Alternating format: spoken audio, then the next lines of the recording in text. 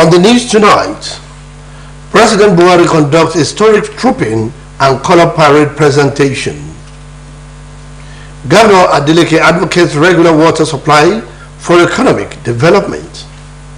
On the foreign scene, Turkish president suspend election campaign. Good evening, welcome to the major report. Babatunde Bolatito is my name.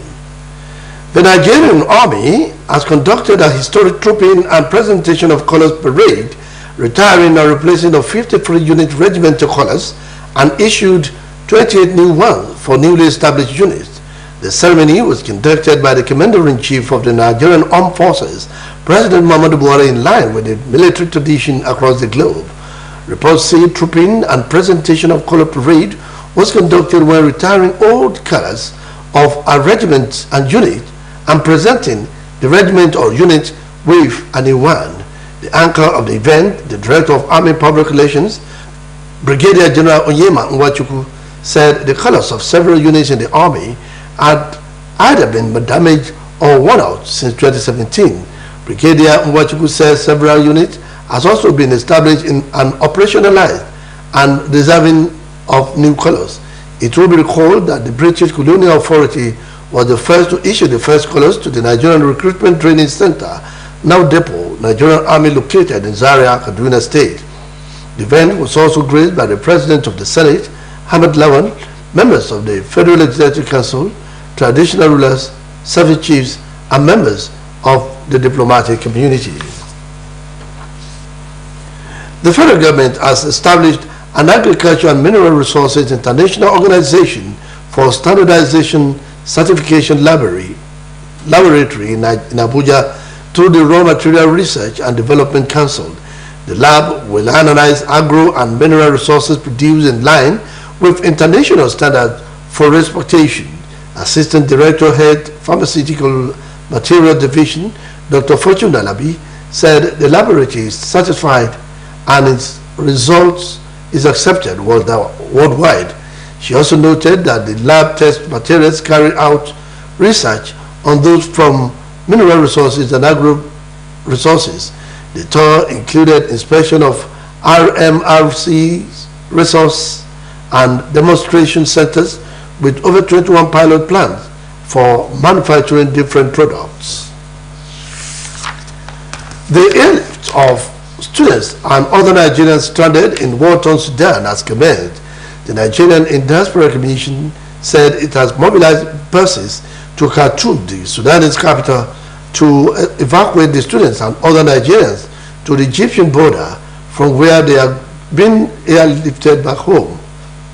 Recall that the Director of Special Duties of the Nigerian Emergency Management Agency, Dr. Onimode Bamidele, has said that the evacuation of over 2,000 of the students will commence. Reports say 3 able-bodied Boeing 77 aircraft have been deployed to Cairo for the airlift. Meanwhile, the federal government $1 billion to deploy buses out of Sudan. Minister of Foreign Affairs, Mr. Godfrey Onyama, disclosed this while speaking with newsmen at the end of the Federal Executive Council meeting presided over by President Muhammadu Buhari in Abuja. He said the amount for the evacuation included provision of security cover for the 8-hour journey from Luxor to Cairo and the 11-hour trip from Aswan to Cairo, Egypt. The minister said the outcome of the proceedings at the council meeting was overshadowed by plans by the federal government to safely evacuate its citizens from war-torn Sudan. Onyema also noted that no Nigerian life has been lost to the conflict. Disclosed this when at the end of the Federal Executive Council meeting presided over by President Muhammadu Buhari. He said the amount for the evacuation included provision of security cover for 8-hour journey from Luxor to Cairo and 11-hour from Aswan to Cairo. The minister said the outcome of the proceeding at the council meeting was overshadowed by plans by the federal government to safely evacuate the citizens from war-torn Sudan. Onyema, who noted that no Nigerian life has been lost to the conflicts, said there are no talks about alternative plans for continued education for the evacuees, most of whom are students of the University of Khartoum. As the race for the leadership of the National Assembly intensifies, the need to ensure that all regions of the country are adequately represented has been emphasized. This is the view of some Nigerians who spoke in separate interviews before Osbc News against the backdrop of the intense lobby by some lawmakers who have turned the House of the President-elect, Asiwaju Bola Tinubu, into a marker of salt with a view to occupy the leadership position in the 10th Assembly. Oluwatobiloba Odunuga has more. The race for the leadership positions of the 10th National Assembly, expected to be inaugurated on the 13th of June this year, is already gathering momentum as campaigns for key presiding officers' positions have intensified. Some lawmakers-elect from different parts of the country are laying claims to the various positions, such as the President of the Senate, Speaker of the House of Representatives, Deputy Senate, President and Deputy Speaker of the House of Representatives. The struggle for the positions became more heightened following the recent arrival of the President-elect, Asiwaju Bola Tinubu, into the country from abroad. The National Working Committee of the All Progressive Congress, APC, who have the highest number of elected officers in the National Assembly, have had a series of meetings, while the outcome of the meeting adopted zoning the leadership of the 10th National Assembly. While speaking in an interview with Osbc News on the zone where the leaders of the 10th National Assembly would emerge from, a politician, Eldabi Adelowo, said it is absolutely important to allow the federal character principle to play out in this regard so as to ensure justice, equity, balance and fairness so that no region would be left marginalized in a polarized nation. The president-elect from the southwest, while the vice president-elect from the northwest. So we have 4 remaining geopolitical zones. So the other 4 zones now we follow zoo, as that is how it should be. So the Senate president now and speakers are coming from the southwest, south or southeast, while the north central and northeast to be taken as speaker or deputy speaker of rep. Then after that we now consider the competence, experience. In the House of Rep, the president issue now, you know people that have been there for 2-3 times, the experience as the parliament members, they are the same terms applicable to the House of Rep. So, but the balancing the federal character first to ensure that all the 6 geopolitical zones are represented accordingly in number 1 to 6.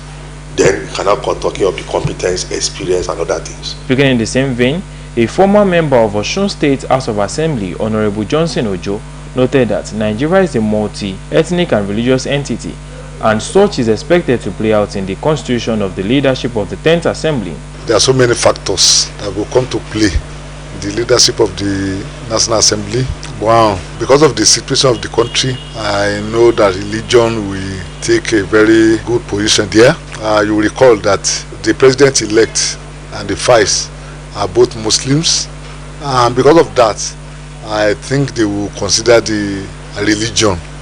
Then the geographical location too will be considered, and some other factors, even political factors, godfatherism. You can't erase that in politics. The respondent admonished that the leadership of the 10th National Assembly should be handed over to those who are capable of realizing the yearnings of Nigerians as lawmakers. Oluwatobiloba Odunuga, Osbc News. Osho State Governor Senator Ademola Adeleke said the government at all levels should prioritize regular supply of water as its significance to economic development cannot be overemphasized. The governor stated this while commissioning 5 boreholes with reticulation in Iriakari community. Ilobu, Said Adeboye has details. In continuation of the step taken by the Osun State government under the Senator Ademola Adeleke's administration to ensure regular supply of water in the nooks and crannies of the state, the people of Iriakari community in Ilobu welcomed a host of dignitaries who came to witness the moment when their governor gave them life in form of potable water. Commissioning the 5 boreholes with reticulations to serve Iriakari community Ilobu, Senator Ademola Adeleke described water as the driving force of all nature that aid human and animal survival. The governor, who was represented by his deputy Prince Kola Adeusi, noted that the present administration is committed to ensuring quality life for residents of the state. He called on the residents of Iriakari community, Lobu, to make effective use of the boreholes and always work towards its maintenance. The governor also assured residents of the state of democratic dividends in terms of infrastructural development. We all know that water is a key element to life and good living. Water is the driving force of all nature. Nothing can survive or be produced without water. This is to say, if there is any magic on this planet, it is contained water. Speaking on the occasion, the General Manager of Osun Community and Social Development Agency, through which the project was executed, Mrs. Funmi Abokede, lauded Governor Ademola Adeleke for always providing solutions to challenges facing an average resident of the state. Mrs. Abokede expressed optimism that the provision of the boreholes will alleviate the suffering of residents of Iriakari and Gbobamu communities. Appreciating the governor on behalf of the communities that benefited the water project, the Baale of Iriakari, Chief Afisu Ifawale, described Senator Ademola Adeleke as God sent to the people of Osun State. According to him, Iriakari and Gbobamu communities have been facing hardship in getting potable water supply, but the present administration has brought succor to them through the provision of 5 boreholes. He pledged the support of residents of the communities for the present administration. From the office of the Deputy Governor, this is Saeed Adeboje reporting. The West African Examination Council has reiterated its commitment towards curbing examination malpractices in schools. The branch controller of the council in Osogbo, the state capital, Dr. Mashood Basari, gave the reassurance in Osogbo during the briefing session organized for principals, invigilators, supervisors in preparation for the 2023 West African Council examination. Saya Onorinde files in the details. Addressing the school principals, invigilators, and supervisors ahead of the forthcoming West African Examination Council examination, the branch controller of the council, Osogbo, the state capital, Dr. Mashood Busari, admonished them to discharge the responsibility bequeathed upon them creditably and in transparency, adding that the West African Examination Council is constantly evolving in eliminating examination malpractices as well as improving the standard of the examination. Dr. Busari maintained that the introduction of information communication technology is also basically designed towards fine-tuning the exercise as well as the annual briefing session for the school principals, invigilators, and the supervisors in availing them critical information, and instructions required for the successful outcome of the exercise. Dr. Busari, as well as the Permanent Secretary of the State Ministry of Education, Mr. Adelani Adeniola, said that the briefing session is imperative in nipping in the bud examination malpractices. We have gathered them together here today to refresh our minds on their roles, responsibilities, to ensure a hitch free of that exam. So the exam is starting on 8th May and is ending on June 23, 2023. So the purpose of the gathering is for all stakeholders to be aware that that national assignment is on the way, and for every of the stakeholders to know their responsibility and role in ensuring that the exam is a success. The exam is a very crucial one, and in Osun State we have zero tolerance for exam malpractice. So we want our supervisors to know that these are the things they must do, these are the things they must not do, and they must not compromise. We have made them to understand that exam malpractice is not possible if supervisors do not compromise. School principals, invigilators, as well as supervisors drawn from across the state attended the briefing session. Saya Onorinde reporting for Osbc News. Management of Osun State Polytechnic has vowed to punish any student found guilty of indecent dressing.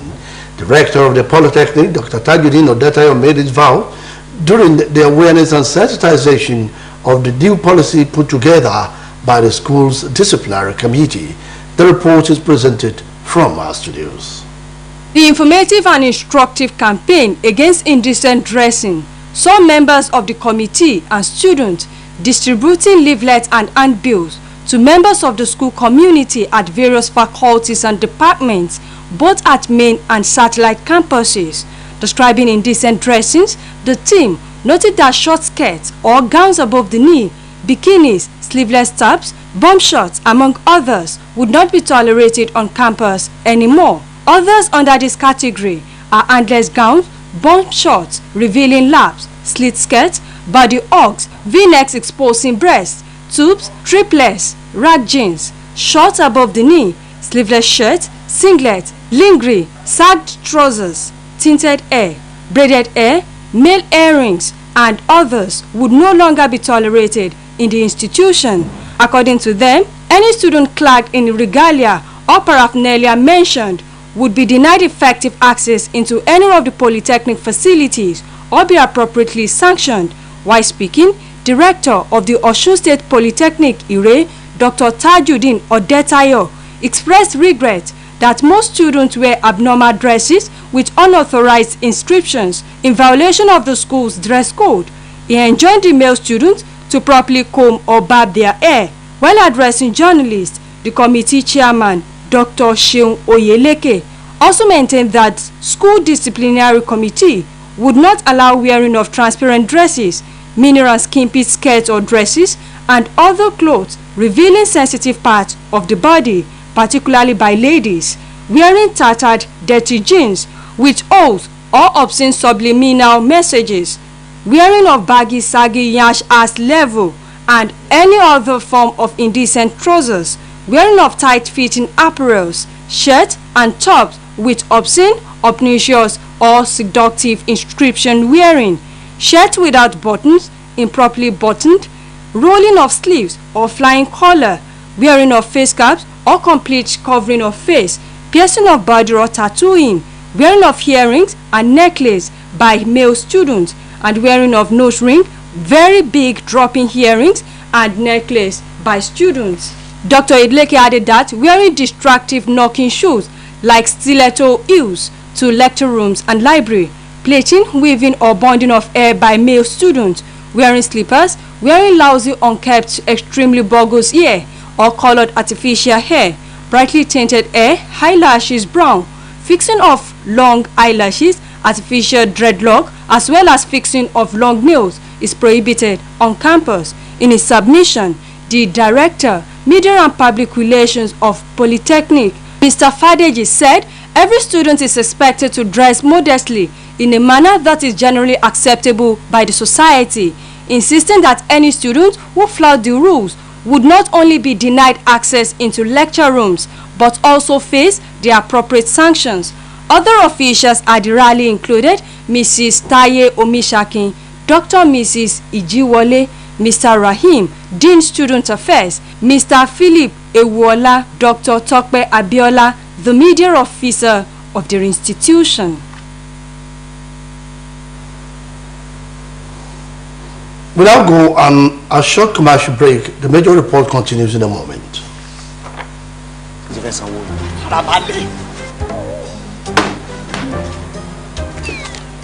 1,000.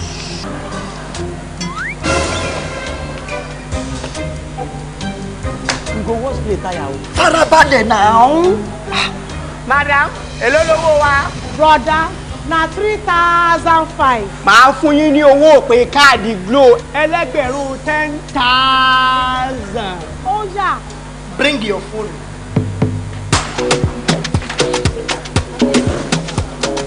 Ah, 10,000. These no people now, wow. 1,000 naira credit. Now you dey turn to 10,000. No.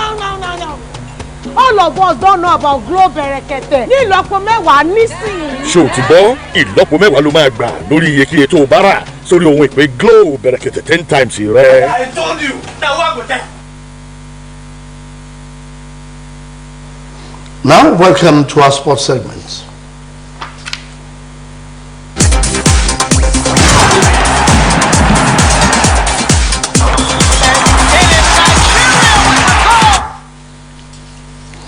Chelsea caretaker boss Frank Lampard admitted that angry Chelsea fans had every right to boo his team after they suffered the fifth successive defeat in a dismal 2-0 setback against Brentford. Oluwanti Ojewumi of our Sport Desk has more. Golden Eagles defender Adewale Quadri is thrilled to make Nigeria's call to the 2023 Africa Under-17 Cup of Nations in Algeria. Quadri is among the 26 young stars named in the team by head coach Udoka Bade. The Nigerian boys, who are gunning for a third title in Algeria, are drawn in Group B with Zambia, Morocco, and Quadri and his teams will start their campaign against Zambia at the Mohammed Stadium, Constantine, on Sunday. Ubade's boys will face Morocco in their second group game 3 days later. The Eagles' last group game is against South Africa on Sunday, May 7. The top 4 teams in the competition will represent Africa at the 2023 FIFA Under-17 World Cup, which will run from November 10 to December 2. Former Flying Eagles striker Ibrahim Aliyu has signed for Major League Soccer club Austin Dynamo from Croatian side Zagreb. Both clubs announced the 21-year-old signed a 3-year contract through 2025 with club options of another 2 years. He joined the Dynamo as a part of Major League Soccer's Under-22 initiative and will occupy an international roster spot pending receipt of his international transfer certificates. Also, Frank Lampard admitted angry Chelsea fans had every right to boo his team after they suffered a fifth successful defeat in a dismissal 2-0 setback against Brentford on Wednesday. Chelsea are failed to score in 6 of their last 7 games and are languishing in 11th place in the Premier League. They have not won any competition since March 11 at Leicester, a winless draw that now stand at 8 games. 6 of those 8 winless matches have come at Stamford Bridge, and Chelsea supporters let rip after losing to West London neighbourhood Brentford, who have traditionally been in their shadow but are now above them in the table. Caretaker boss Lampard is solely in charge until the end of the season, with reports that former Paris Saint-Germain and Tottenham boss Mauricio Pochettino is close to being hired as the latest manager of owner Todd Boehly's troubles 11-month reign. Oluwaranti Ojewumi for SBC News.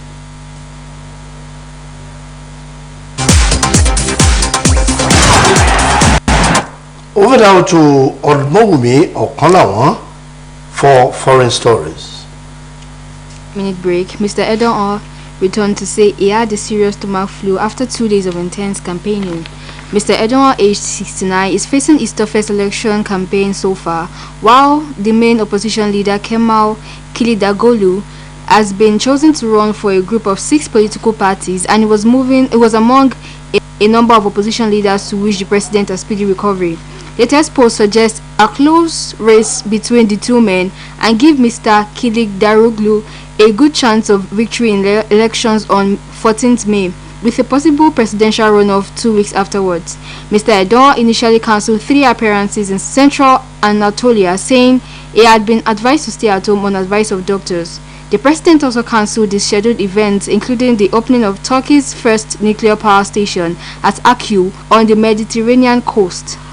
In another development, the United States has said it would refuse visas on human rights grounds to a Sri Lankan provincial governor Wasantha Karanagoda, who has been charged with killings during the island's nation's long civil war. A Sri Lankan investigation accused the former Navy chief, among others, of abducting teenage children of wealthy families and killing them after extorting money. U.S. Secretary of State Antony Blinken said that the allegations that Karanagoda committed a gross human rights violation documented by non-governmental organizations and independent investigations is serious and credible. The United States reaffirms its commitment to upholding human rights, ending impunity for human rights violators, acknowledging the suffering of victims and survivors, and promoting accountability for perpetrators in Sri Lanka. Olaomi Okolawon, OSBC News. That ends the major report on OSBC TV. It was edited by Adebari Ejimakide. Babatunde Bolatito is my name. Thank you for being there. Good night.